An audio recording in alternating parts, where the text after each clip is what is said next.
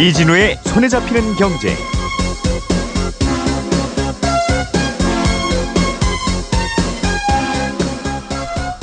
안녕하십니까, 이진우입니다. 손에 잡히는 경제가 뽑은 오늘의 숫자는 20%입니다.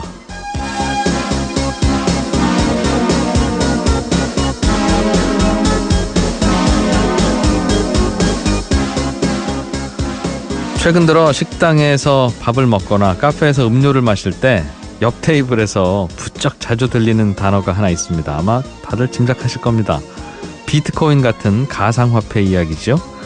누가 투자를 해서 얼마를 벌었다더라, 지금도 늦지 않았다더라, 이런 식의 얘기를 듣다 보면 참 광풍은 광풍이구나 하는 생각이 절로 드는데요. 전 세계 GDP에서 우리나라가 차지하는 비중은 2%가 채 안 됩니다. 그런데 전 세계 가상화폐 거래량의 약 20%가 우리나라에서 일어나고 있고요. 좀 더 황당한 것은 우리나라에서 거래되는 비트코인 가격이 국제 시세보다 똑같은 비트코인인데 20%가량 더 비싸게 거래된답니다. 간밤에 비트코인 가격이 한 개당 우리나라 돈으로 2천만 원을 넘어서기도 했으니까 우리나라에서는 여기에 20%면 한 개당 400만 원가량 더 비싸게 거래가 되고 있다는 얘기인데요. 이렇게 말도 안 되는 거래가 벌어지는 우리나라를 보면서 미국의 월스트리트 저널과 블룸버그 통신은 이런 기사를 내고 있습니다. 디지털 기술에 익숙한 한국의 젊은이들이 비트코인 가격의 폭발적인 상승세에 결정적인 역할을 하고 있다. 한국은 가상화폐에서 핵폭탄 투하 지점, 그라운드 제로가 됐다. 언젠가 터질 폭탄일 텐데 주변에 그런 젊은이들이 너무 많다는 게 저는 두렵습니다.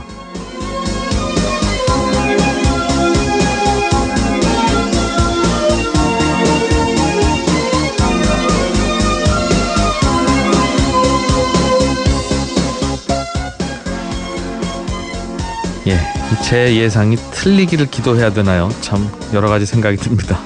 12월 8일 손에 잡히는 경제입니다. 얼마 전에 미국의 상원과 하원이 법인세를 35%에서 20%로 낮추는 세제 개편안에 합의를 했는데요. 미국의 세제 개편안이 글로벌 경기와 우리 경제에는 어떤 영향을 줄지, 이게 다른 나라도 아니고 미국의 세금 문제라 영향이 좀 큰 것 같습니다. 오늘 이 문제 좀 짚어보겠고요.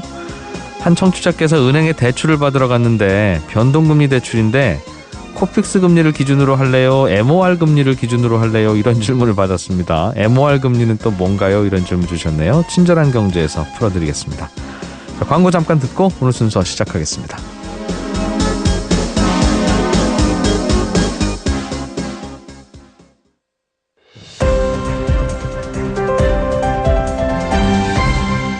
이진우의 손에 잡히는 경제. 네, 경제 뉴스 따라잡기 한국경제TV 김치영 기자와 함께 또 몇 가지 중요한 뉴스들 살펴보겠습니다. 어서 오십시오. 네, 안녕하세요. 탄소 배출권이라고 하는 걸 놓고 요즘 기업들이 골치 아픈 모양입니다. 예, 그렇습니다. 무슨 얘기죠, 이게? 탄소 배출권이라고 하면 지구 온난화의 주범이 되는 여러 가지 물질들, 그러니까 대표적인 게 이산화탄소하고요. 네. 메탄, 이산화질소 이런 것들인데요. 주로 이제 이산화탄소를 많이 얘기를 하게 되는데 이걸 얼마만큼 배출할 수 있느냐라는 권리를 줍니다. 탄소 배출권이라는 게. 기업들은 어쩔 수 없이 공장 돌리다 보면 나오니까 그 대신 그냥 배출하지 말고 가정에서 우리 쓰레기 봉투에 담아서 종량제 봉투에 배출하듯이 그렇죠. 기업용 종량제 봉투네요. 너는 한 3봉지 정도 1년에 배출할 수 있어. 네. 좀 큰 기업은 너 5봉지 정도 배출해도 돼. 그러면서 이렇게 할당량이 있는 거죠. 나눠주는 거죠. 정부가 일단은 공짜로. 그렇습니다. 기업들에만 정부가 나눠주는 게 아니고요. 세계적으로 나라마다도 그 또 큰 봉지가 또 이렇게 할당이 돼 있거든요. 이게 2012년도에 교토의정서라는 데에서 전 세계가 이제 합의를 한 거예요. 물론 미국은 참여를 안 하고 있지만 그래서 전 세계 온실가스를 좀 줄여보자. 이렇게 하려면 우리가 이런 할당량들을 정하고 점점 줄여나가도록 노력을 하자 이런 거거든요. 네. 그래서 우리나라는 2015년부터 이걸 시작을 했고요. 3년마다 조금 할당량을 줄여가는 식으로 해서 이산화탄소부터 시작해서 이 온실가스와 관련된 전체적인 배출량을 우리나라는 줄여가기로 지금 얘기가 돼 있거든요. 할당량을 줄인다는 건 공짜로 기본적으로 나눠주는 쓰레기 봉투, 종량제 봉투의 양을 매년 조금씩 줄인다. 그런데 예를 들면 어떤 기업은 그거 정부에서 받은 거 다 버렸는데 공장이 잘 돌아가거나 혹은 그래서 더 배출해야 되면 우리는 동네 가게 가서 종량제 봉투 사다가 배출하면 되지만 기업들은 그거 그럼 정부에서 사서 쓰는 거예요? 그래서 이제 탄소 배출권 거래소라는 걸 만들었습니다. 우리나라에도 있고요. 다른 나라에도 있고 다 이렇게 돼 있는데 그래서 만약에 내가 아까 말씀하신 뭐 봉지로 얘기하면 봉지가 한 봉 정도 남았다. 예. 그러면 이 거래소에 가서 이 봉지 사갈 사람 하고 내놓을 수가 있습니다. 남는 기업도 있을 테니. 예. 그럼 부족한 사람이 와서 나 그럼 그 봉지 사갈래. 그리고 사가는 거거든요. 그래야 배출할 수 있으니까. 예. 근데 최근에 이 탄소 배출권 거래소에서 이 탄소 배출권 가격이 굉장히 급등을 하고 있어요. 그러니까 8월까지만 해도 이게 톤당으로 계산을 하는데요. 네. 톤당 2만 원 정도에 거래되는 가격이 지금 11월 달 들어서 거의 3만 원까지 올라갔거든요. 11월 24일 날 최고치인 2만 8천 원을 찍었습니다. 예. 그렇다 보니까 기업들 입장에서는 갑자기 이렇게 오른 가격이 부담이 되는 것이죠. 그래서 이와 관련돼서 좀 문제가 있는 것 아니냐. 정부한테 이 가격 급등과 관련돼서 안정책이라든지 뭔가 대책을 내달라 이렇게 지금 요구를 하고 있는 상황인 그러니까 겁니다. 종량제 봉투를 더 쓸랜다 하는 기업들은 많고 네. 저희는 남아서 팔래요 하는 기업은 적으니 봉투 가격이 올라가는 거네요. 정확하게 말씀을 드리면 아까 제가 3년마다 이 할당량을 줄여간다라고 말씀을 드렸잖아요. 네. 그래서 2015년부터 시작했으니까 올해까지 이제 1차 계획이 끝나고 네. 내년에 다시 할당량을 정부가 줄여주는 또 한 번의 할당량을 지금 기업들한테 알려줘야 되는데 정부가 이 내년도부터 3년간 이 할당량을 아직 기업들한테 알려주지를 않았습니다. 네. 그러니까 기업들 입장에서는 내년에 내가 얼마의 할당량을 받을지 아직 불확실하지 않습니까? 그러니까 남은 기업들도 지금 탄소 배출권을 거래소에다 안 내놓는 거죠.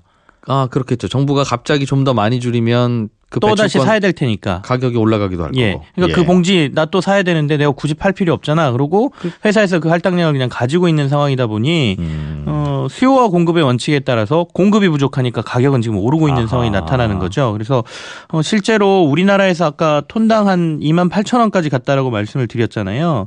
근데 유럽연합 같은 경우에는 지금 톤당 한 9,700원 정도 거래가 되고 있으니까 거의 우리나라에서만 이 탄소 배출권이 유럽보다 3배가 비싼 뭐 거의 비트코인하고 비슷한 상황 이런 상황이 지금 벌어지고 있다 보니 기업들 입장에서는 야 이거 빨리 할당량을 알려주든가 좀 더 풀어주든가 예, 뭘 해주든가 해야지 계속 우리는 이걸 살 수도 없고 안 사자니 그렇고 이런 상황이다라고 지금 호소를 하고 있습니다. 유럽산 종량제 봉투 9,000원짜리 사다 쓰면 안 됩니까? 그거? 9천만 원짜리라고 하나요? 예. 국제적으로도 거래는 가능한데 네. 그게 또 그렇게 쉽지가 않기 때문에 아무래도 국내 기업들은 국내에서 거래를 하려고 하고 서로 있는 다르겠죠? 상황이고 우리 네. 저 쓰레기 종량제 봉투도 다른 동네 거 못 사 쓰듯이 그렇습니다.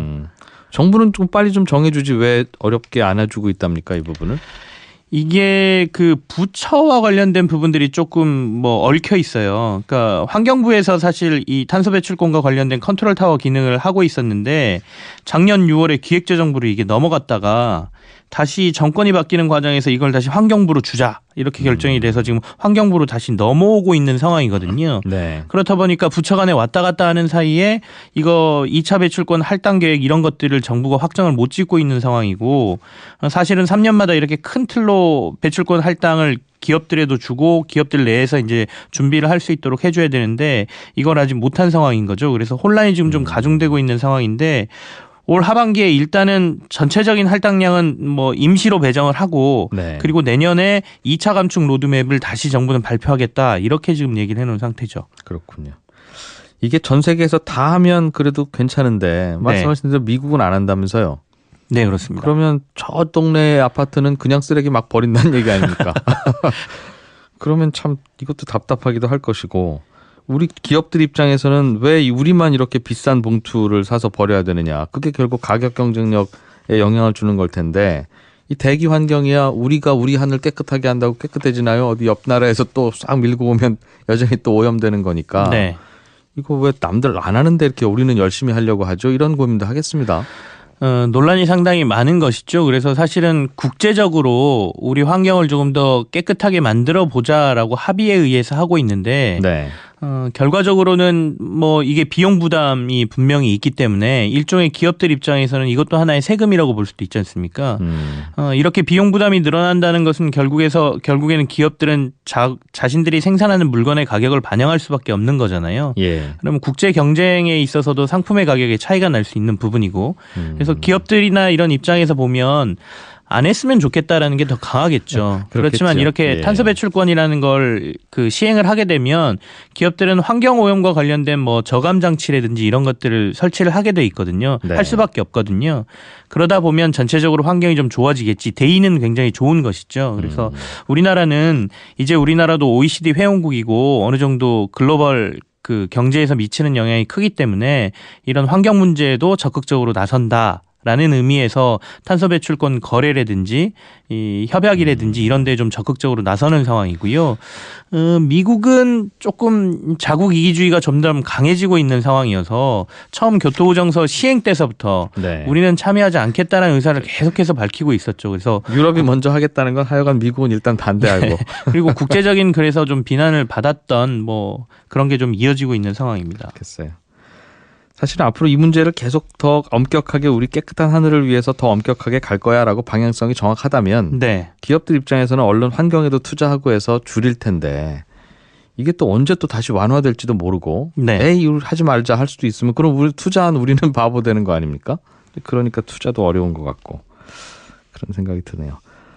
파리바게뜨의 제빵 근로자를 본사가 직고용하세요라고 하는 정부의 지시에 대해서 네. 파리바게뜨는 별도의 합작법인이 고용하면 좀 안 되겠습니까? 하면서 서로 좀 다투고 있는데 이 문제는 어떻게 되고 있습니까 지금? 일단 고용노동부가 직접 고용을 하라고 명령한 기일은 넘긴 상태죠. 그래서 사실 고용노동부는 이에 따른 과태료하고 관련자들에 대한 사법 처리 절차를 진행하겠다라고 얘기를 하고 있습니다. 근데 네. 말씀하신 것처럼 파리바게뜨 측은 3자 합작사를 만들어서 출범을 시켰고요. 그래서 가맹본부하고 가맹점주 협의회 그다음에 이제 제빵 기사들이 참여하는 3자 합작법인을 지금 만들어 놓고요. 네. 여기에 제빵 기사들의 한 3분의 2 정도가 그 고용되는 것을 찬성을 했다 이렇게 발표를 했어요. 네. 그래서 이제 어떤 식의 각서를 받았냐면 저는 본사의 직접 고용을 찬성하지 않습니다. 그걸 뭐 반대합니다라는 각서를 받아놨다라고 이제 발표를 했거든요. 네. 그렇다 보니까 이제 노조 측 그러니까 제빵사들의 노조 조직이 있는데요. 이 노조 측에서는 본사가 이 각서를 받을 때 여러 가지 강압적인 요구가 있었다라고 주장을 하고 있습니다. 그래서 이 각서가 사실상 무효다라고 주장을 하고 있는 것이죠. 네. 그러니까 만약에 각서를 쓰지 않을 경우에는 여러 가지 고용 불안 문제라든지 이런 게 있을 수 있다라는 강압적인 상태에서 만들어졌기 때문에 이게 무효다 이렇게 주장을 하고 있는 상황이 지금 벌어지는데요. 일단 고용노동부 쪽에서는 그 3자 합작법인에 만약에 제빵 기사들이 상당히 많은 수가 대부분이 참여를 한다라고 하면 네. 하나의 대안으로 검토할 수도 있겠다라는 긍정적인 자세를 좀 보이고는 있는데 그래요? 지금 문제는 이제 아까 말씀드린 각서 부분이거든요. 그래서 본사 측에서는 이게 진정한 의사를 우리가 받은 거기 때문에 바로 그 고용 계약서를 작성으로 들어가겠다. 계약서를 작성하게 되면 이게 사실상 그 사람들의 순수한 의사를 우리가 들은 것 아니냐 이렇게 또 얘기를 하고 있는 상황입니다. 사실은 제빵사들이 어디로 가고 싶냐는 의사가 중요한 게 아니라 예. 이게 불법 파견의 형태이냐 아니냐에 대한 법적인 문제가 더 중요한 것인데 사실은 파리바게뜨 본사가 직접 고용하라는 논리도 논리적으로 말이 되는 부분이 있고 네. 또 반대로 파리바게뜨처럼 아니 그게 우리의 직원이 아니고 가맹점주들이 필요로 해서 나간 분들이니까 별도 파견업체에서 나간 겁니다. 우리는 잘못한 거 없어요라고 하는 주장도 일부 일리가 있는 건 맞는데 네네. 제3의 업체를 세워서 고용하면 된다고 하는 건 가장 논리적으로는 설명이 안 되는 부분 같습니다. 사실상은 처음에 고용노동부가 지시를 했던 거하고는 말씀하신 대로 가장 벗어난 부분인 거죠. 이러면 지금도 예. 이미 제3의 업체에서 파견되어 있는 제빵사가 빵을 굽고 있는데 사실은 또 업체 만들면 그건 제4의 업체잖아요. 예. 제4의 업체에서 파견하는 건 괜찮아요? 그러니까 이제 여러 가지 문제가 지금 생긴 상황인데 일단 법적 다툼을 본안 소송을 지금 제기해서 파리바게뜨하고 지금 하고 있는 상황이잖아요. 그래서 네. 그 안에 이 과태료라든지 여러 가지 부분에 있어서 해결점을 찾기 위해서 일단 보완책으로 3자 합작법인이라는 것을 파리바게뜨 본사가 지금 제시를 한 상태고요. 이쪽으로 많은 제빵 기사들이 온다라고 하면 예. 제빵 기사들의 의사를 최대한 반영을 해줘야 되는 것 아니냐라고 지금 고용노동부를 설득하고 있다 이렇게 이해를 해야 될 것 같습니다. 그래요. 인천공항 이야기도 좀 하나 들어봤습니다. 인천공항이 미국 뉴욕 JFK 공항 운영권을 인수하겠다고 나섰다죠. 이건 무슨 말입니까? 그럼 미국 공항을 우리나라 인천공항 직원들이 가서 운영해 주는 거예요? 예, 그렇습니다. 그러니까 미국의 이제 가장 큰 공항 중에 하나인데요. 1948년에 이 JFK 공항이 문을 열었는데 연간 이용객이 한 6천만 명 정도 되거든요. 그래서 예. 굉장히 큰 공항입니다. 근데 워낙 오래돼서 시설이 노후되고 서비스가 열악하다는 평가를 받고 있어서 최근에 약 100억 달러 정도를 투자를 해서 전체 터미널 개선을 하는 프로젝트를 진행 중에 있어요. 그래서 몇 개, 우리도 이제 인천공항인 제2 여객 터미널이 열었다라고 얘기를 하지 않습니까? 거기도 몇 개의 여객 터미널이 있는데 그 중에 한 터미널을 이 인천국제공항공사가 인수권을 따내겠다라고 지금 참여를 선언을 한 상태고요. 나쁘지 않은 것 같습니다. 왜냐하면 인천공항공사는 재무구조도 상당히 튼튼하고요. 세계 공항 서비스 평가에서 12년 연속 1위를 받았기 때문에 이번 경쟁에서 상당히 유리하다라고 얘기를 하고 있고, 만약에 따낸다라고 하면 이 공항 서비스와 관련돼서 우리나라 업체들이 같이 들어가서 운영을 할 수 있는 길이 열리게 되거든요. 예. 그래서 좀 기대를 해도 되지 않나. 라는 여러 가지 기대가 좀 나오고 있는 상황입니다. 이쪽에서는 미국 직원한테 맡겨놨더니 영 안 된다는 생각을 했나 봐요. 그것보다는 네. 미국에서는 국적을 떠나서 효율적으로 운용하고 자신들이 돈을 벌 수 있는 상황이라고 하면 어차피 고용은 미국에서 일어나자는 거지 않습니까? 그러니까 예. 운용자는 어디가 돼도 상관없다 이런 생각을 하고 있는 것 같습니다. 네. 한국경제TV 김치영 기자였습니다. 고맙습니다. 네, 감사합니다. 알아야 될 것들 많이 안내를 해주고 눈높이에 딱 맞는 만인의 경제 과외 선생님. 다음 순서는 친절한 경제입니다.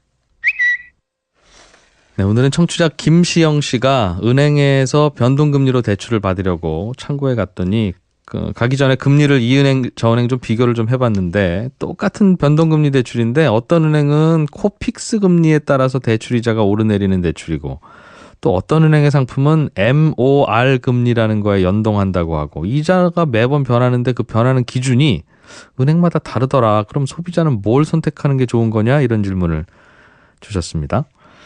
예, 대부분의 시중은행이요. 변동금리 대출 받으러 왔습니다. 그러면 창구에서는 코픽스 금리에 따라서 대출 금리가 오르내리는 그런 대출 상품을 주로 안내하는데요. 이 코픽스라는 건 아시다시피 시중은행들의 평균 자금 조달 원가입니다. 그러니까 은행들도 돈을 찍어내는 게 아니잖아요. 어딘가에서 이자 주고 빌려오는데 은행들은 그럼 이자를 얼마나 주고 돈을 빌려왔는가 그걸 따져보고 아 이게 은행의 돈 장사 원가구나 할 수 있는 바로 그 금리, 그게 바로 코픽스 금리인데요. 일부 은행들, 특히 농협 계열의 은행들은 코픽스 금리를 기준으로 변동하는 변동금리 대출보다 MOR 금리라고 해서 별도의 기준금리를 정해서 그거에 따라 변동하는 변동금리 대출을 주로 취급합니다. 그런데 이게 좀 낯설어서 그렇지 MOR 금리라는 게 뭐 특별한 건 아니고요.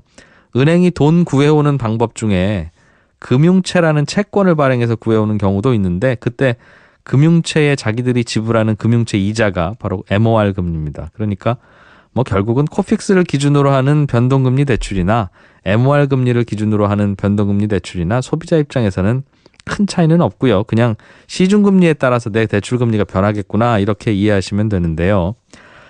그래도 둘 중에 뭐가 낫거나 나쁜 게 있지 않겠느냐, 둘 중에 뭐가 더 유리한 거냐 이게 꼭 알고는 싶으실 텐데 그건 뭐가 좋다고 딱 부러지게 말씀드리기가 어렵습니다. 코픽스보다는 MOR 금리가 약간 더 변동성이 크기는 한데 그 말은 뭐 금리 내려갈 때는 또 더 빨리 내려간다는 뜻도 되니까요. 뭐가 더 특별히 유리하거나 불리하다고 말씀드리기가 어렵습니다. 사실 소비자한테는 뭘 기준으로 변동하는지 그게 중요한 게 아니라 뭐가 기준이 되든 간에 그 기준이 되는 금리에서 내가 얼마나 더 가산금리를 물기로 약정했느냐 사실 그게 더 중요합니다. 어떤 은행이든 기준이 되는 코픽스든 MOR이든 그 기준금리에다가 나한테만 적용되는 가산금리를 더해서 이자를 받아가거든요. 그런데 그 가산금리를 낮게 적용해 주는 곳이 나에게 유리한 곳입니다. 가만히 생각해보면 은행은 고객한테 코픽스로 하실래요? MOR로 하실래요? 선택하세요 그러잖아요. 또 코픽스로 할게요 그러면 신규 기준으로 하실래요? 잔액 기준으로 하실래요? 선택하세요 그러잖아요.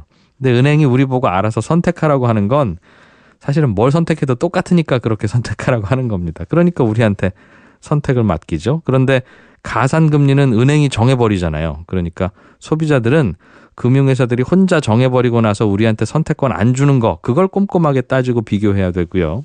우리 보고 선택하라고 내미는 건 사실은 뭐 그냥 아무거나 선택해도 큰 차이가 없습니다. 큰 차이가 없는 걸 은행들이 이미 다 계산해서 알고 있으니까 우리 보고 선택하라고 내미는 거죠. 친절한 경제였습니다.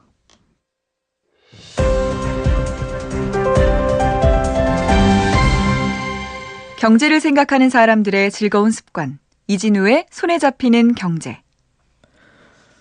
예, 경제 전문가들에게 최근 국내외에서 일어나고 있는 변화 중에 중요한 거 하나씩만 꼽아주세요 물어보면 우리나라에서는 우리나라 금리 올라가는 금리 인상이 가장 큰 이슈고 나라 밖에서는 미국 정부가 세제 개편하는 걸 중요한 이슈라고 꼽습니다.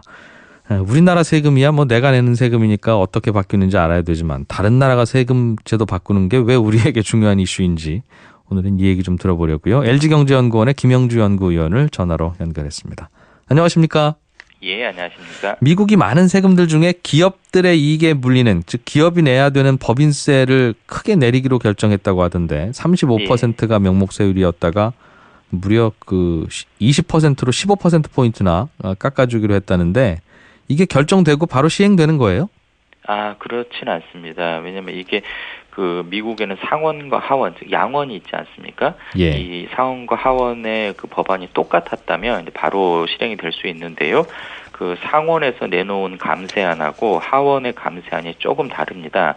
예를 들면 이제 법인세율을 20%로 하자. 여기까지는 양원의 의견이 일치하는데 네. 예를 들면 법인세 인하 시기를 하원에서는 내년부터 하자. 상원은 1년 정도 더 지켜보고 2019년에 하자. 그리고 뭐 개인 소득세율은 또 얼마 이게 조금씩 달라서 네. 이거를 이제 일치시키는 흔히 말하는 그 양원 협의회 조율이 필요합니다. 다만 이제 기본적인 원칙, 가장 어렵다고 생각했던 게 법인세율이었기 때문에 이 부분이 이제 합의가 끝나서 아마 뭐 빠르면 다음 주나 그 다음 주 정도에도 이제 대통령에게 넘어갈 것 같습니다.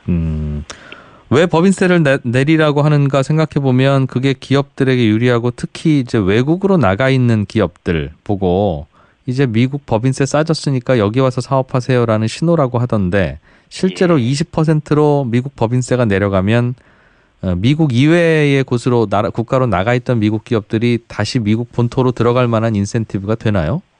아, 예, 조금 되긴 합니다. 그 말씀하신 것처럼 법인세율을 낮춘 이유 중에 이제 그 부분이 가장 좀 우리나라 입장에서 강조가 되고 있는데요. 네. 근데 정작 미국 내에서는 좀 다각적인 그 조명이 이루어지고 있습니다. 예를 들면 미국에서 기존에 사업을 하고 있던 법인들에게는 어떤 영향을 미칠까? 예. 당연히 이 업체들은 이제 법인세율이 내려가면 이익이 늘어나겠죠. 가만히 앉아서 고마운 거죠, 뭐 그거야. 예. 그렇습니다. 그럼 네. 이제 배당도 늘릴 테고 또 노동자들을 더 고용하거나 아니면 임금을 올려줄 여유가 생기는 것이죠. 그래서 이 부분을 가지고 법인세율이 내려가면 이제 미국 경기가 좀 나아질 거다라고 보는 견해가 일단 가장 이제 우선적이고요. 네. 그 다음으로 생각해야 될 게 말씀하신 흔히 말하는 그 이제 해외 기업들이 얼마나 신규 투자를 더 할 것이냐 하는 미국에다 겁니다. 예, 미국에다가요. 아무래도 신규 투자를 많이 해야 뭐 자본 투자도 이루어지고 일자리도 늘어날 테니까 여기에 대해서는 좀 기대는 많이 하고 있는데 정작 그 기업들의 투자라는 게 딱 세율 하나만으로 결정하는 경우는 별로 없지 않습니까? 예. 그 나라의 뭐 임금이라든지 시장성 여러 가지를 고려하고 보통 한 2, 3년 혹은 뭐 길면 4, 5년 정도의 작업이 걸리기 때문에 이거 자체는 그렇게 빨리 이루어질 것 같지는 않습니다. 그렇겠군요. 대신 이제 일단 방향이 이렇게 정해졌다는 점에서는 이미 미국을 고려하고 있던 기업들은 굉장히 환영하겠죠. 네. 그리고 또 하나가 이제 리쇼어링이라고 해서 미국 기업 중에 미국 내 생산비 부담이 너무 커서 해외로 나갔던 기업들이 있는데요. 이런 기업들은 본래 미국에서 사업을 해봤기 때문에 뭔가 경쟁적으로 조금 더 유리해지기만 하면 돌아가려는 생각들을 많이 하고 있습니다. 이 업체들은 당연히 좀 환영을 하고 있죠. 아예 미국으로 돌아가 버리면 미국의 세율만 내면 될 테니까. 그렇습니다. 두 나라의 양다리를 걸치고 있는 그런 기업들이야 두 나라 중에 세율 비싼 곳에 세금을 문다 이렇게 배워서 저희도 예. 그래서 그거 뭐 미국 한쪽만 낮아진다고 특별히 좋아지겠나 싶긴 한데 아예 돌아갈 기업들이야 뭐 미국 세금만 내면 되니까 좋겠네요. 네, 그렇습니다. 특히 또 미국의 주요 IT 기업들은 미국 세율이 그동안 높다는 이유로 예. 미국 이외에 뭐 아일랜드 같은 다른 나라에다가 현금을 많이 쌓아놓고 있는 기업들이 많다고 하던데 그 기업들한테도 그동안 왜 그렇게 세금 안 내냐고 혼내는 게 아니라 세금 깎아줄 테니 얼른 네. 갖고 와 그 돈 그런 정책이라면서요? 예, 그 안도 포함이 되는 그걸 이제 흔히 환류 감세라고 이야기를 합니다. 즉 기업들 입장에서는 이익이 나는 것도 중요하지만 그 이익의 몇 퍼센트를 자기들이 가지고 몇 퍼센트를 세금으로 내야 되느냐를 이제 좀 민감하게 보지 않겠습니까? 네. 그러다 보니까 이제 법인세율이 낮은 곳을 그 좀 찾아서 흔히 말하는 이제 조세 회피 목적으로 수익을 자꾸 분산시키거나 이동시키는 경우가 있는데요. 네. 제조업의 경우는 이게 이제 설비가 왔다 갔다 해야 되기 때문에 쉽지 않지만 말씀하신 그런 IT 기업들 같은 경우는 국경을 넘나들기가 워낙 쉽기 때문에 그런 조치들을 많이 취해 왔습니다. 그래서 이제 이런 기업들 입장에서 본다면 그 어떤 환류 감세 즉 이제 앞으로 그 해외에서 벌어들인 이득에 대해서 세금을 안 매기거나 혹은 낮게 매기겠다 그러면 네. 굳이 복잡하게 해외에다가 이익을 남겨둘 필요가 없다는 지적이죠. 그리고 이 경우에 이 규모가 워낙 크고 보통 뭐 연간 1조 달러 이상 된다라고들 이야기를 하는데 이 금액이 단순히 미국으로 들어가는 것뿐만 아니라 그동안 해외에 쌓여있던 돈들이 미국으로 돌아가면 이게 결국 뭐 환율이라든지 금리 이런 다른 쪽에다 영향을 미치지 않을까라는 이제 그 예상 때문에 또 관심들이 모이고 있습니다. 그렇군요.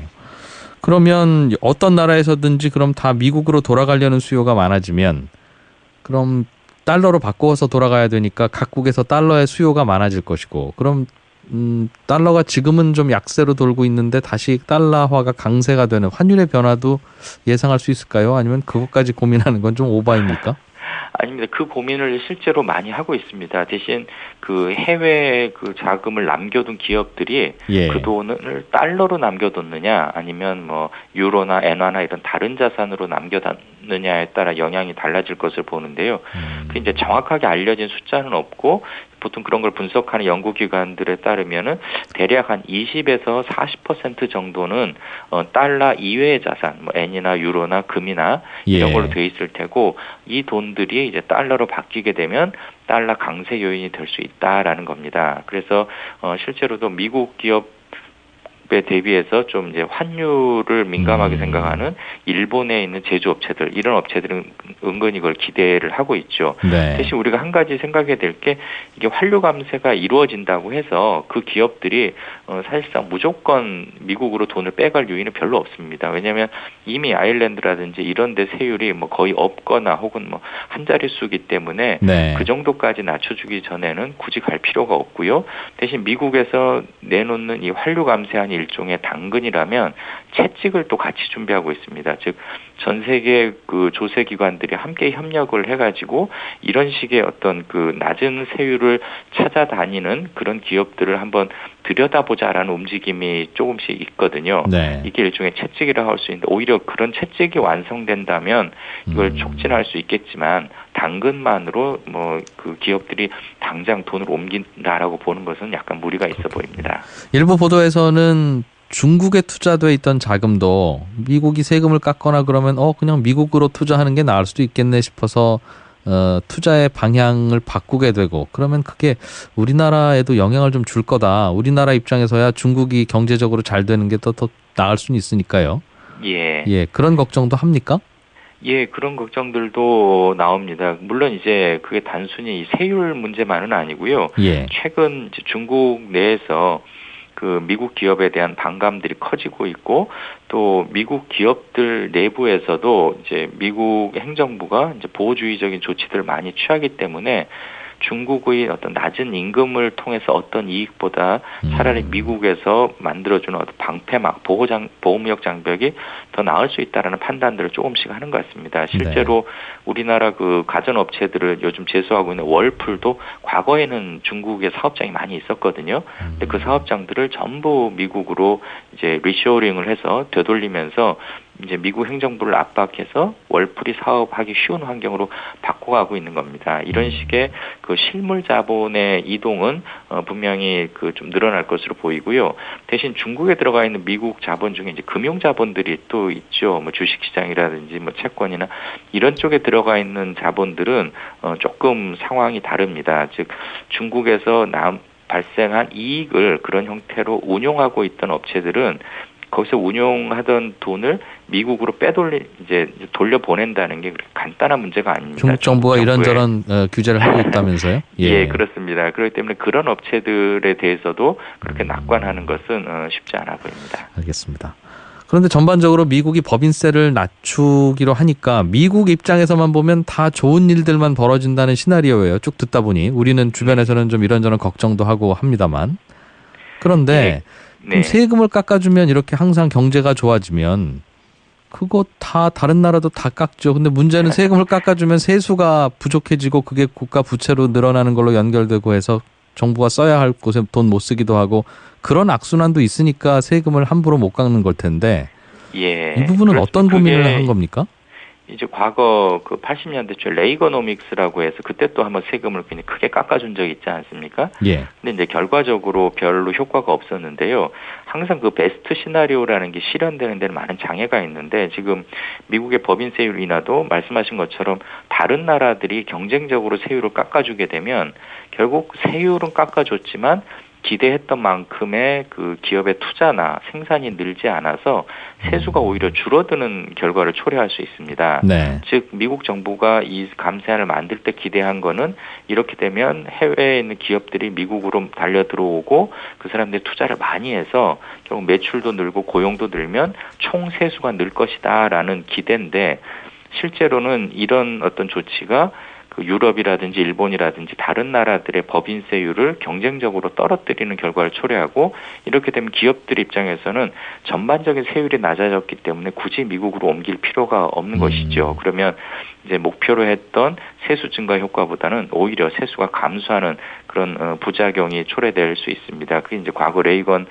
때의 경험이었고 그렇겠군요. 그거를 이제 보완하기 위해서 지금 미국 행정부는 자꾸 보호무역 조치들을 좀 무리할 정도로 내놓고 있는데 그게 얼마나 효과를 거둘 수 있을지는 다른 나라들의 반응과 함께 좀 살펴봐야 되겠습니다. 그렇군요. 미국을 의시해서 모든 나라들이 법인세 인하 경쟁을 하면 어쨌든 기업들 입장에서는 좋은 거네요. 소비자 입장에서 이 백화점 저 백화점 다 세일 들어가면 좋잖아요. 기업만 놓고 보면 당연히 그렇죠. 근데 이제 복지 지출이라든지 그런 정부 부담해야 될 부분을 이제 못 하게 되면 그게 오히려 뭐 소득 양극화를 초래해서 소비의 감소시킬 문제도 있을 수도 것이고. 있습니다. 그래요. 사실 경제는 뭘 선택해도 좋기만 한 게 없더군요. 절대 없습니다. 예, LG경제연구원 김영주 연구위원이었습니다. 고맙습니다. 네, 고맙습니다.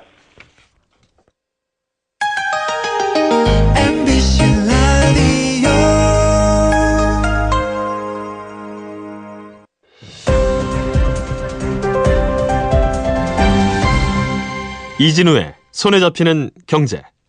네, 경제와 관련한 옛날 이야기 한 토막 들어보는 시간입니다. 이분이 나오신다는 건 오늘이 이제 금요일이라는 뜻입니다. 박영리 경제 칼럼니스트 나오셨어요. 어서 오십시오. 안녕하세요. 네, 이제 뭐 골치 아픈 이야기 좀 덜어놓고 옛날 이야기 좀 들어보겠습니다. 네. 하도 요즘엔 골치 아픈 이야기들이 많아서 오늘 주제는 농촌의 옛날 얘기네요. 네, 우리가 그동안 농촌 얘기는 항상 그래서 농촌에서 사람이 많이 와서 강남이 개발됐답니다. 이렇게 조연으로만 등장을 시켰던 것 같은데 네. 오늘은 농촌을 주인공으로 해서 옛날 얘기 한번 해볼까 합니다. 그러네요. 뭐 듣고 보니까 우리나라가 그동안 어떻게 경제 발전을 했어? 그러면 여기 도시에 사람들이 몰리고 뭐 아파트 많이 짓고 뭐 수출도 많이 하고 이 얘기했지. 그때 농촌은 뭐 했어? 그러면 그냥 농촌은 농촌이었어. 그런 이야기로 넘어갔던 것 같네요. 그러고 보니까 반성이 되는데요. 그렇죠. 그런데 실제로 우리 산업이 급성장하던 때에는 농촌 떠난 젊은이들이 없었으면 불가능한 일이었죠. 그분들이 근로자가 됐으니까. 그러니까요. 이게 도농간 인구 분포도로도 이분들이 얼마나 크게 기여를 했는가 알 수 있습니다. 산업화 바람 속에서 이촌 향도를 택한 농촌 젊은이들이 1970년에서 80년 사이, 그러니까 요 10년 동안에만 최소 300만 명에 이릅니다. 굉장한 숫자죠. 와, 300만 명이 농촌에서 도시로 이동했다? 그렇죠. 해서 1970년 조사에서 우리나라 전체 인구가 3,088만 명이에요. 네. 여기에서 도시 인구가 1,270만 명에 불과한데 반도 안 됐네요. 1970년에는. 그렇죠. 40% 정도 되는 수준이었어요. 그런데 이 비율이 불과 10년 만인 1980년에 전체 인구 3,740만 명, 이 중에 도시 인구 비율이 2,100만 명을 넘어섭니다. 반이 넘는군요. 전체의 한 60% 가까운 수준으로 도시인이 늘어나는데 지금은 우리나라 도시 인구가 훨씬 많죠. 농촌 그렇죠. 인구보다. 완전히 정말 시소가 완전히 기울어진 그런 70% 상황입니다. 정도 네. 도시에 살고 있으니까 완전히 바뀌었네요. 그 말은 어찌 보면 농촌 생활을 하다가 도시로 가야겠다는 결단을 내린 분들이 많다는 뜻이기도 하고 네. 그 말은 또 농촌의 입장에서는 또 큰 충격일 수도 있었겠네요. 그렇죠. 더구나 농촌은 그 온 가족이 한 마을에서 왜 서로 얼굴 다 아는 사이잖아요. 네. 저도 어릴 때 그 마을 앞에 나가면 저희 할아버지 이름 부르면서 누구누구 집에 있니 이러시는 분들 계셔서 되게 당황스러운 일이 많았는데 예. 농촌의 몰락이 결국은 영농 후계자들을 서울로 밀어올린 그런 동력이 됐습니다. 1964년 작품 김승옥의 소설 무진기행을 보면요. 네. 그래서 여주인공이 이런 말을 해요. 서울을 가고 싶어 미치겠다 이런 말이 나오거든요. 그렇지만 실제로 이 가고 싶어 미치겠던 서울에서 이 이주해온 농촌 젊은이들은 답심리나 그 청계천 천변에 있는 판자촌에 사는 도시 빈민으로 전락하는 경우가 많았는데요. 네. 이런 세월을 견디면서 우리의 산업 일꾼이 되어 주었던 것이죠. 그렇겠어요. 이 무렵에 농촌에서도 변화가 좀 있었을 텐데 새마을 운동 지금 생각하면 지붕 색깔 바꾸기. 그렇죠. 그래서 이때 등장한 게 바로 새마을 운동인데요. 1970년 4월에 박정희 대통령이 농촌을 바꾸자 그때는 개조라는 단어를 썼습니다. 네. 해서 새마을 운동의 첫 사업은 시멘트와 함께 시작이 됐는데요. 국가가 농촌에 현물이나 현금을 직접 주면서 뭔가를 해보자 전 국가적 사업을 시작한 게 바로 이 시점입니다. 네. 1971년에 그래서 내무부가 전국 마을 3만 3천여 곳에 각각 335포대씩 시멘트를 내려보내요. 일단 집을 고쳐라. 현대식으로 집을 고치고 지붕을 개조해라. 이런 사업이었는데 네. 하천의 그 굽이굽이 흐르는 하천조차도 시멘트로 메워서 직선으로 흐르게 해라. 뭐 이런 명령이 내려가기도 지금 생각하면 합니다. 꼭 그럴 필요까지는 없었는데요. 그렇죠. 그래서 초가지붕, 뭐 굽이굽이 흐르는 하천 이런 것들이 급속하게 사라지기 시작한 게 이 시점부터고요. 근대화가 공업화, 규격화의 형태로 농촌에 스며들기 시작합니다. 공무원 숫자가 크게 늘어난 것도 이 무렵이라면서요? 그렇죠. 새마을운동 정신을 한 사람 한 사람에게 정확하게 전달해라 이런 명령이 내려간 거예요. 해서 일사불란하게 움직이도록 하자. 그렇다면 이걸 지도할 사람이 필요하다 이런 얘기가 나왔던 것이고 예컨대 1963년에 전라북도 공무원 수가 1203명에 그치거든요. 네. 그런데 이 인원이 새마을운동 10년 차였던 1980년이 되면 공무원 수가 8,109명으로 늘어나요. 8배 가까이. 그렇죠. 인구가 늘어서 그런 건 아니에요? 그런데 이 시기에 전라북도 인구의 수는 248만 명에서 223만 명으로 오히려 줄어들거든요. 오히려 줄어드는 동안에. 그렇죠. 그러니까 공무원 한 명이 감당하는 인구수가 그만큼 줄어든다는 얘기고 네. 그 사이에 새마을운동 중앙회를 중심으로 온갖 그 뭐 부녀회장님, 이장님 이런 분들이 급속하게 늘어나기 대신 시작합니다. 예전에 안 하던 일을 많이 하게 됐군요. 그렇죠. 그리고 1980년이 아주 상징적인 해였던 게 새마을운동이 정점에 이르던 시기였거든요.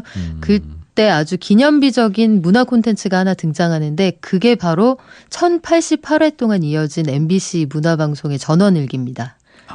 그때 김 회장 때 큰아들이 군청 산림계 과장이었고요. 네. 그 집 둘째 아들 그러니까 유인촌 씨가 맡았던 게 영농 후계자 역할이었어요. 저는 기억 안 나는 걸로. 그래서 이게 사회적 분위기하고 맞물리면서 최고 네. 시청률이 42%까지 올라갑니다. 42% 네. 시청률이었어요. 그러니까 10명 중 4명 이상이 그 시간엔 전원일기를 보고 있었다는 얘기죠. 와. 저는 그래서 예전에 뭐 지난 정부 때지만 유인촌 씨가 장관을 하지 않았습니까? 네. 그때 어디 인터뷰에서 내가 지금은 뭐 이렇게 많이 안 알려져 있는 것 같지만 예전에는 배용준 씨보다 훨씬 더 인기 많았다고. 특급 스타였죠 그때는. 그럴 때가 있었나 저는 가물가물해서 몰랐는데 전 왜 알죠? 방금 말씀하셨던 네. 시청률이 42%였다면 네. 뭐 그 말이 꼭 틀린 말도 아니었겠다라는 생각이 드네요. 네. 이때는 그러니까 면사무소 직원들이 지금은 대체로 그냥 주민센터에 앉아 계시면 대부분 거기서 앉아서 하는 일이지만 그렇죠. 이때는 현장에 무조건 바빴겠어요? 나가시는 거죠. 예. 일단 장화 신고 모짜리 놓는 데까지 나가세요. 해서 품종도 농민들이 못 골라요. 통일벼 심을 때가 됐습니다. 통일벼 심으세요 하면 통일벼 심어야 하는 거고 근데 이게 관리는 사실 훨씬 까다로웠다고 해요. 그 수온에도 영향을 많이 받고 하지만 품종 선택권이 없었습니다. 그래서 이때부터 농협에서 융자를 받아서 농업 자금을 쓰고 지분 개조하고 농기계 같은 걸 보급받고 이게 이때부터 시작이 돼서 사실상 국가가 농업을 관리하기 시작한 게 이 시점부터예요. 그때부터 농가 부채도 슬슬 늘어났겠네요. 그게 새롭게 참 해야 되는 일들이 많아졌으니 그렇죠. 모아둔 돈 있었겠습니까? 1970년에는 농협에 빚진 농민이 전체의 30% 정도였거든요. 네. 그런데 그 생산량이 폭발적으로 증가했음에도 불구하고 1990년이 되면 농협에 빚진 농민의 비중이 한 80%까지 늘어납니다. 농촌의 소득은 지금 통계를 봐도 뭐 도시의 소득보다는 자꾸 떨어지는 것 같고 네. 그러니까 도시에 가서 고생하더라도 도시 갈래요 하는 경우가 여전히 많고 과거부터 계속 그랬었죠. 이게 70년 기준으로 도시의 절반밖에 안 됐었어요. 소득 수준이. 농가 소득의 수준이. 네. 그런데 그 새마을운동 와중에 농기계, 농약, 비료 이런 게 보급이 되면서 74년에 잠깐 도시가구 소득을 추월하는 적이 그런 있습니다. 적도 있어요? 네. 그런데 이듬해부터 또 다시 역전이 돼요. 상황이. 그리고 점점 격차가 벌어집니다.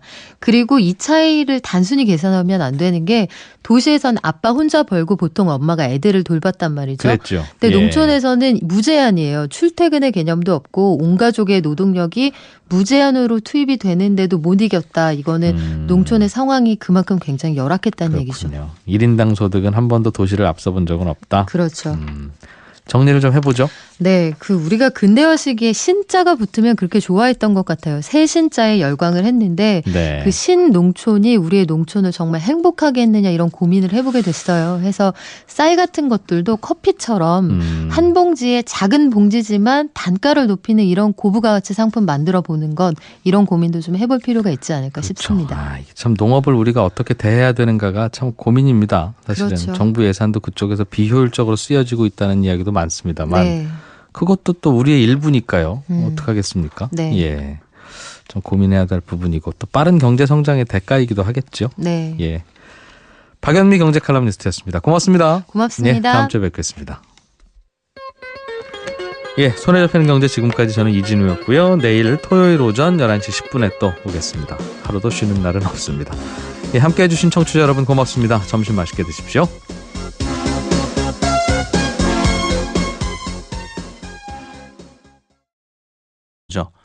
그렇겠죠. 정부가 갑자기 좀 더 많이 줄이면 그 또 다시 배출권 사야 될 테니까. 가격이 올라가기도 할 예. 거고. 그러니까 그 봉지 나 또 사야 되는데 내가 굳이 팔 필요 없잖아. 그러고 회사에서 그 할당량을 그냥 가지고 있는 상황이다 보니 수요와 공급의 원칙에 따라서 공급이 부족하니까 가격은 지금 오르고 있는 상황이 나타나는 거죠. 그래서 실제로 우리나라에서 아까 톤당 한 28,000원까지 갔다라고 말씀을 드렸잖아요.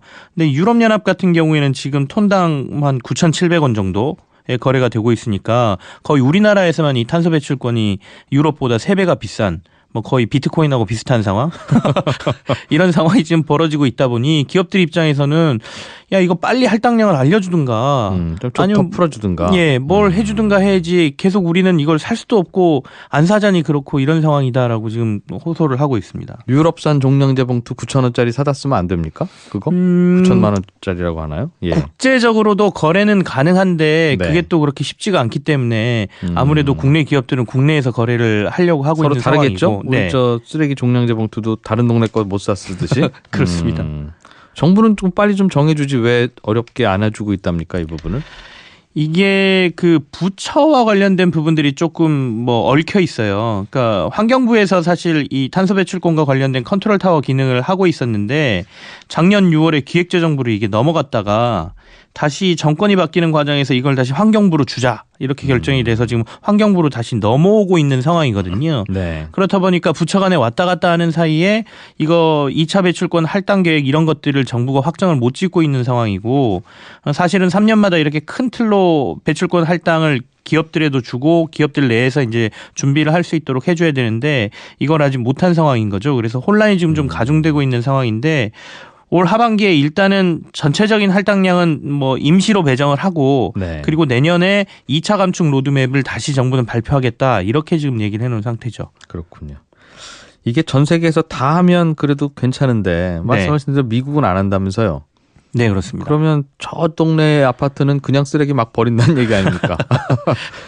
그러면 참 이것도 답답하기도 할 것이고 우리 기업들 입장에서는 왜 우리만 이렇게 비싼 봉투를 사서 버려야 되느냐. 그게 결국 가격 경쟁력에 영향을 주는 걸 텐데 이 대기 환경이야 우리가 우리 하늘 깨끗하게 한다고 깨끗해지나요? 어디 옆 나라에서 또 싹 밀고 오면 여전히 또 오염되는 거니까 네. 이거 왜 남들 안 하는데 이렇게 우리는 열심히 하려고 하죠? 이런 고민도 하겠습니다. 논란이 상당히 많은 것이죠. 그래서 사실은 국제적으로 우리 환경을 조금 더 깨끗하게 만들어 보자라고 합의에 의해서 하고 있는데 네. 결과적으로는 뭐 이게 비용 부담이 분명히 있기 때문에 일종의 기업들 입장에서는 이것도 하나의 세금이라고 볼 수도 있지 않습니까? 이렇게 비용 부담이 늘어난다는 것은 결국에는 기업들은 자신들이 생산하는 물건의 가격을 반영할 수밖에 없는 거잖아요. 예. 그러면 국제 경쟁에 있어서도 상품의 가격에 차이가 날 수 있는 부분이고 그래서 기업들이나 이런 입장에서 보면 안 했으면 좋겠다라는 게 더 강하겠죠. 그렇지만 이렇게 예. 탄소 배출권이라는 걸 시행을 하게 되면 기업들은 환경 오염과 관련된 뭐 저감 장치라든지 이런 것들을 설치를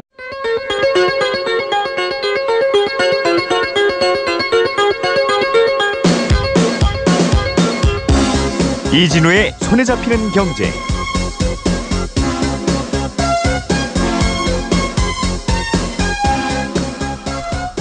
안녕하십니까, 이진우입니다. 손에 잡히는 경제가 뽑은 오늘의 숫자는 20%입니다.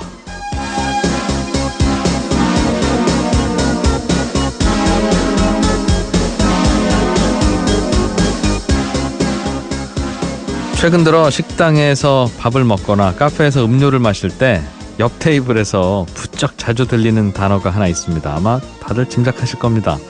비트코인 같은 가상화폐 이야기죠. 누가 투자를 해서 얼마를 벌었다더라, 뭐 지금도 늦지 않았다더라, 이런 식의 얘기를 듣다 보면 참 광풍은 광풍이구나 하는 생각이 절로 드는데요. 전 세계 GDP에서 우리나라가 차지하는 비중은 2%가 채 안 됩니다. 그런데 전 세계 가상화폐 거래량의 약 20%가 우리나라에서 일어나고 있고요. 좀 더 황당한 것은 우리나라에서 거래되는 비트코인 가격이 국제 시세보다 똑같은 비트코인인데 20%가량 더 비싸게 거래된답니다. 간밤에 비트코인 가격이 한 개당 우리나라 돈으로 2천만 원을 넘어서기도 했으니까 우리나라에서는 여기에 20%면 한 개당 400만 원가량 더 비싸게 거래가 되고 있다는 얘기인데요. 이렇게 말도 안 되는 거래가 벌어지는 우리나라를 보면서 미국의 월스트리트 저널과 블룸버그 통신은 이런 기사를 내고 있습니다. 디지털 기술에 익숙한 한국의 젊은이들이 비트코인 가격의 폭발적인 상승세에 결정적인 역할을 하고 있다. 한국은 가상화폐에서 핵폭탄 투하 지점, 그라운드 제로가 됐다. 언젠가 터질 폭탄일 텐데 주변에 그런 젊은이들이 너무 많다는 게 저는 두렵습니다.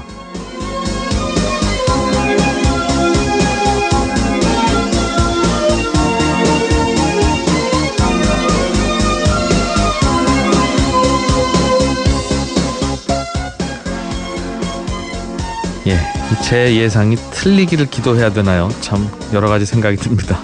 12월 8일 손에 잡히는 경제입니다. 얼마 전에 미국의 상원과 하원이 법인세를 35%에서 20%로 낮추는 세제 개편안에 합의를 했는데요. 미국의 세제 개편안이 글로벌 경기와 우리 경제에는 어떤 영향을 줄지, 이게 다른 나라도 아니고 미국의 세금 문제라 영향이 좀 큰 것 같습니다. 오늘 이 문제 좀 짚어보겠고요.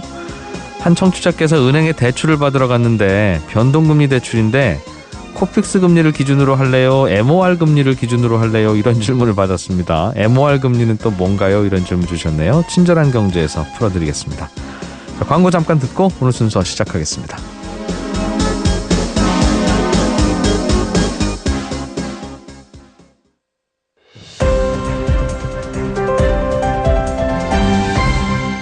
이진우의 손에 잡히는 경제.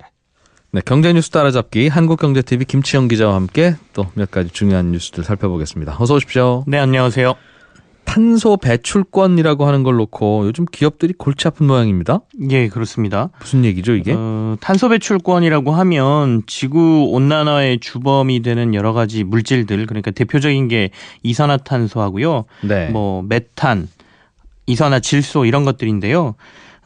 주로 이제 이산화탄소를 많이 얘기를 하게 되는데 이걸 얼마만큼 배출할 수 있느냐라는 권리를 줍니다. 탄소 배출권이라는 게. 기업들은 어쩔 수 없이 공장 돌리다 보면 나오니까 그 대신 그냥 배출하지 말고 가정에서 우리 저 쓰레기 봉투에 담아서 종량제 봉투에 배출하듯이 그렇죠. 예. 기업용 종량제 봉투네요. 예. 너는 한 3봉지 정도 1년에 배출할 수 있어. 네. 좀 큰 기업은 너 5봉지 정도 배출해도 돼. 그러면서 이렇게 할당량이 있는 거죠. 나눠주는 거죠. 정부가 일단은 공짜로. 그렇습니다. 예.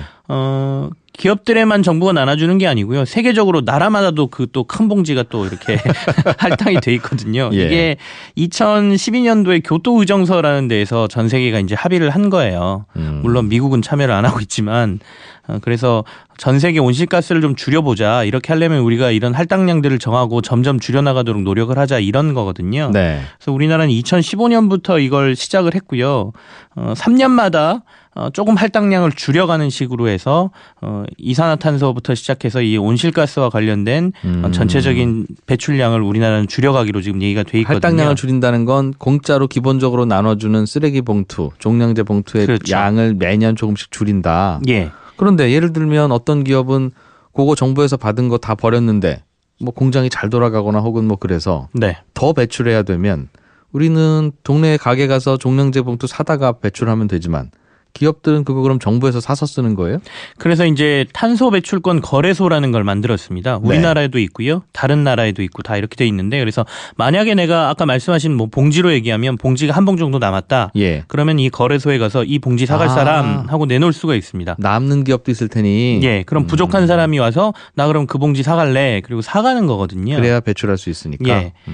근데 최근에 이 탄소 배출권 거래소에서 이 탄소 배출권 가격이 굉장히 급등을 하고 있어요. 그러니까 8월까지만 해도 이게 톤당으로 계산을 하는데요. 네. 톤당 2만 원 정도에 거래되는 가격이 지금 11월 달 들어서 거의 3만 원까지 올라갔거든요. 11월 24일 날 최고치인 2만 8천 원을 찍었습니다. 예. 그렇다 보니까 기업들 입장에서는 갑자기 이렇게 오른 가격이 부담이 되는 것이죠. 그래서 이와 관련돼서 좀 문제가 있는 것 아니냐. 정부한테 이 가격 급등과 관련돼서 안정책이라든지 뭔가 대책을 내달라 이렇게 지금 요구를 하고 있는 상황인 그러니까 겁니다. 종량제 봉투를 더 쓸랜다 하는 기업들은 많고 네. 저희는 남아서 팔래요 하는 기업은 적으니 봉투 가격이 올라가는 거네요.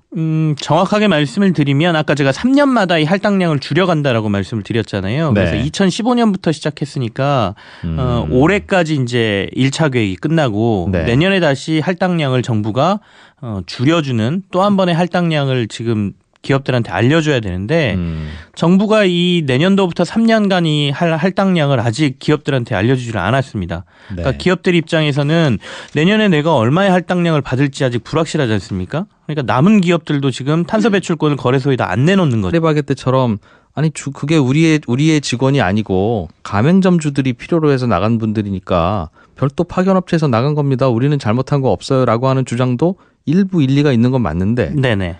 제3의 업체를 세워서 고용하면 된다고 하는 건 가장 논리적으로는 설명이 안 되는 부분 같습니다. 사실상은 처음에 고용노동부가 지시를 했던 거하고는 말씀하신 대로 가장 벗어난 부분인 거죠. 이러면 지금도 예. 이미 제3의 업체에서 파견되어 있는 제빵사가 빵을 굽고 있는데 사실은 또 업체 만들면 그건 제4의 업체잖아요. 예. 제4의 업체에서 파견하는 건 괜찮아요?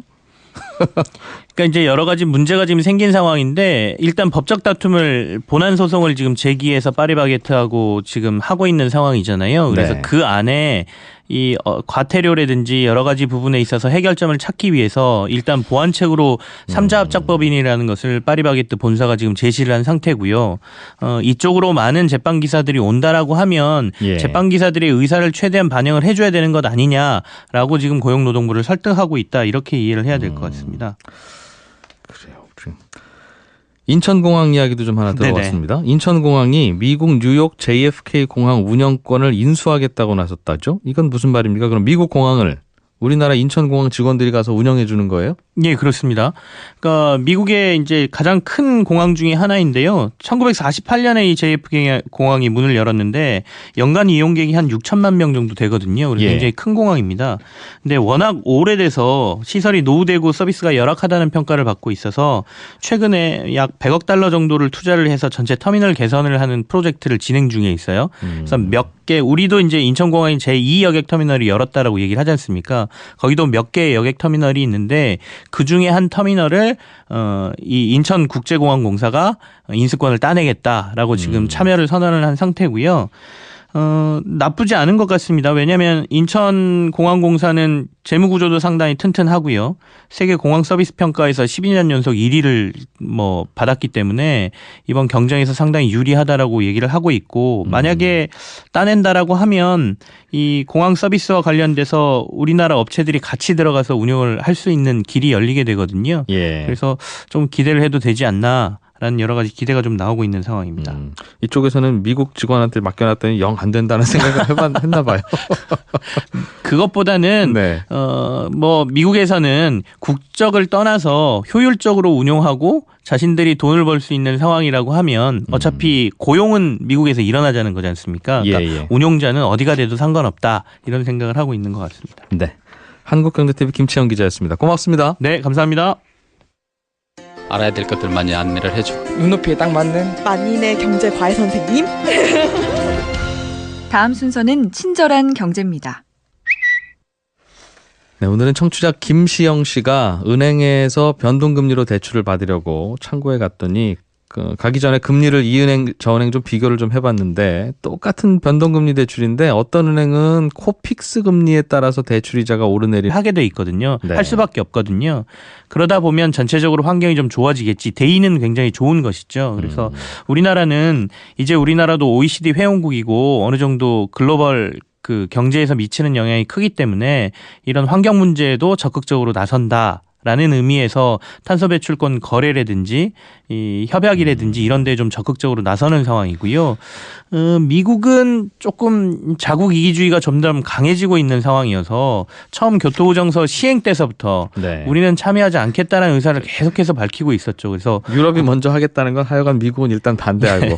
그리고 국제적인 그래서 좀 비난을 받았던 뭐 그런 게 좀 이어지고 있는 상황입니다. 됐어요.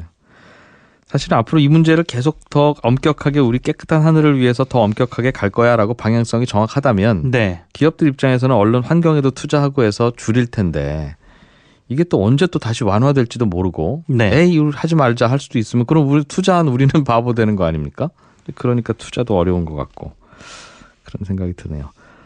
파리바게뜨의 제빵 근로자를 본사가 직고용하세요라고 하는 정부의 지시에 대해서 네. 파리바게뜨는 별도의 합작법인이 고용하면 좀 안 되겠습니까? 하면서 서로 좀 다투고 있는데 이 문제는 어떻게 되고 있습니까 지금?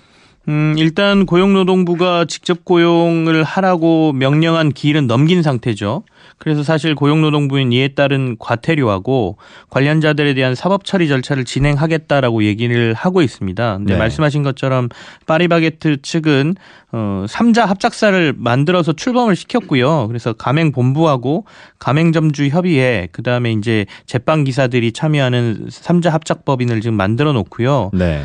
여기에 제빵 기사들의 한 3분의 2 정도가 그 고용되는 것을 찬성을 했다 이렇게 발표를 했어요. 네. 그래서 이제 어떤 식의 각서를 받았냐면 저는 본사의 직접 고용을 찬성하지 않습니다. 그걸 뭐 반대합니다라는 각서를 받아놨다라고 이제 발표를 했거든요. 네. 그렇다 보니까 이제 노조 측 그러니까 제빵사들의 노조 조직이 있는데요. 이 노조 측에서는 본사가 이 각서를 받을 때 여러 가지 강압적인 요구가 있었다라고 주장을 하고 있습니다. 그래서 이 각서가 사실상 무효다라고 주장을 하고 있는 것이죠. 네. 그러니까 만약에 각서를 쓰지 않을 경우에는 여러 가지 고용 불안 문제라든지 이런 게 있을 수 있다라는 강압적인 상태에서 만들어졌기 때문에 이게 무효다 이렇게 주장을 하고 있는 상황이 지금 벌어지는데요. 일단 고용노동부 쪽에서는 그 3자 합작법인에 만약에 제빵 기사들이 상당히 많은 수가 대부분이 참여를 한다라고 하면 네. 하나의 대안으로 검토할 수도 있겠다라는 긍정적인 자세를 좀 보이고는 있는데 그래요? 지금 문제는 이제 아까 말씀드린 각서 부분이거든요. 그래서 본사 측에서는 이게 진정한 의사를 우리가 받은 거기 때문에 바로 그 고용 계약서를 작성으로 들어가겠다. 계약서를 작성하게 되면 이게 사실상 그 사람들의 순수한 의사를 우리가 들은 것 아니냐 이렇게 또 얘기를 하고 있는 상황입니다. 사실은 제빵사들이 어디로 가고 싶냐는 의사가 중요한 게 아니라 예. 이게 불법 파견의 형태이냐 아니냐에 대한 법적인 문제가 더 중요한 것인데 사실은 파리바게뜨 본사가 직접 고용하라는 논리도 논리적으로 말이 되는 부분이 있고 네. 또 반대로